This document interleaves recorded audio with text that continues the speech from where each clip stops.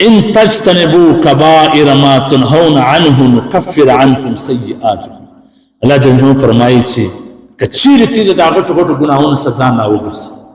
غټ ګناهونو سزا نه وګرځي، نكفر عنكم سيئاتكم.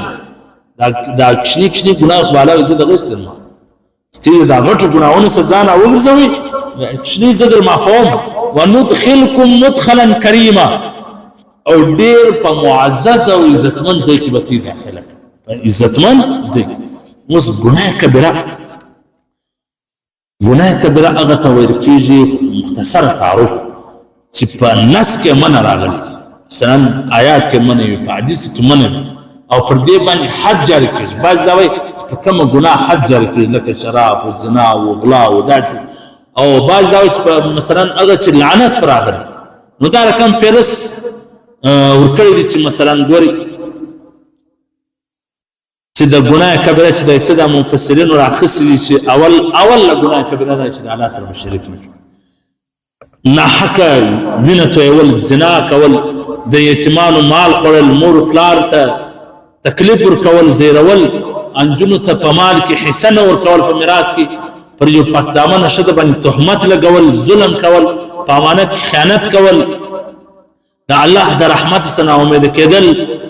او د الله مقرر شوي شان لکه روژه، زکات، حج دا پرېښول، او دغسې قرآن مجید یادول، یرول، درواغ ویل، د درواغ قسمونه خوړل، او د الله څخه سوا د بل چا ته سجده کول، سود اخیستل، خمار کول، سروزونه ویل، اوریدل، اتڼونه او ډانسونه کتل، رقصونه کتل، د کافرانو رسمونه خوښول، او د جهاد سمنډه وهل، په وصیت کې یو قریب ته نقصان رسول، او د خپل ضرورت څخه بالابد اوبه د خلکو سره درول، راګرځول. اوس ګوره دا غریبانو دې ته اوبه نه ورکول، دا هم ګناه کبیره. پر مو به کور ته ولاړې مثلا